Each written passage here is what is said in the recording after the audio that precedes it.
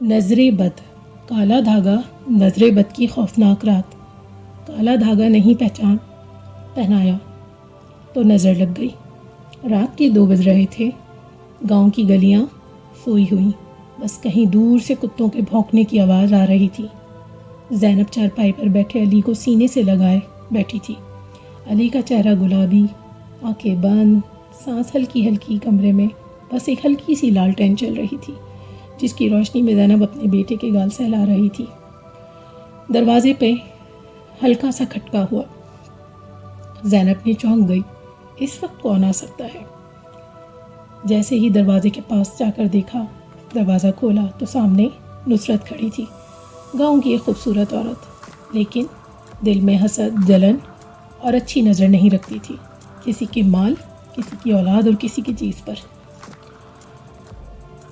آنکھوں میں چمک مگر عجیب سی مسکراہٹ تھی نصرت کے چہرے پر۔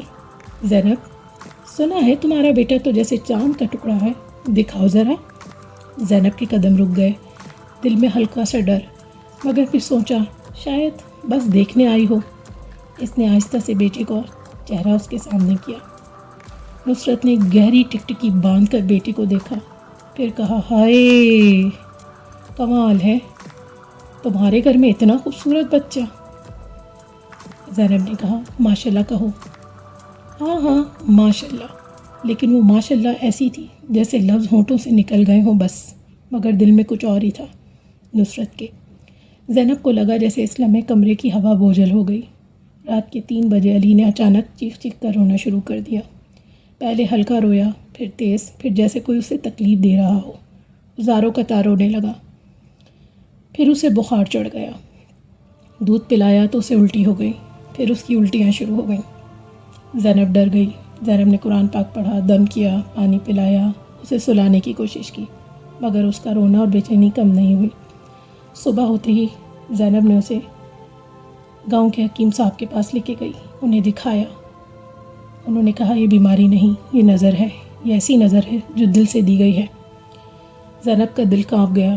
وہ اپنے بچے کو لے کر مسجد کے پیش امام صاحب کے پاس گئی۔ بولا، بابا جی اسے دیکھیں، اسے کیا ہوا ہے؟ یہ مسلسل رو رہا ہے اور رات سے اس کی طبیعت ٹھیک نہیں۔ بابا جی نے بچے کے سر پر ہاتھ رکھا، آنکھیں بند کی اور پھر آہستہ سے بولے، زینب یہ نظر صرف بدنیت کی نہیں، یہ حسد میں لپٹی ہوئی نظر ہے، سب سے خطرناک۔ زینب رو پڑی، بابا جی اسے بچائیں، میرا بچہ بہت چھوٹا ہے۔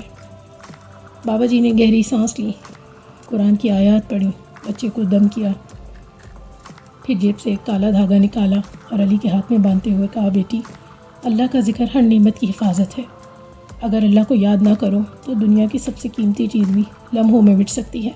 اس دن کے بعد زینب نے سیکھا، نظر بد ایک جملہ نہیں، یہ دل کا زہر ہے اور اس کا علاج صرف ذکر الہی میں ہے۔ بابا جی نے کالا دھاگا باندھ کر خاموشی سے زینب کی طرف دیکھا، بیٹی یہ دھاگا لکڑی یا دھاگے کی طاقت سے کچھ نہیں کرتا، اصل طاقت اس پر پڑھنے گئے کلام اور اللہ کے ذکر میں ہے۔ زینب آنسو صاف کرتے ہوئے بولی، بابا جی کیا یہ نظر ہمیشہ سے اتنی خطرناک رہی ہے؟ بابا جی نے گہری سانس لی، ہاں بیٹی، جب سے انسان کے دل میں حسد آیا تب سے نظر کا زہر پیدا ہوا۔ یہ صرف ظاہری تعریف سے نہیں لگتی، یہ اس دل سے نکلتی ہے جس میں خوشی کم اور حسد زیادہ ہو۔ زینب نے علی کو گود میں لیا۔ بابا جی نے مزید کہا، یاد رکھو، ہر بار جب کوئی تمہاری نعمت دیکھے، چاہے چہرہ، مال، اولاد یا خوشی، فوراً ماشاءاللہ کہو اور الحمدللہ کہا کرو، کیونکہ اللہ کا ذکر ایسی دیوار ہے جسے کوئی نظر توڑ نہیں سکتی۔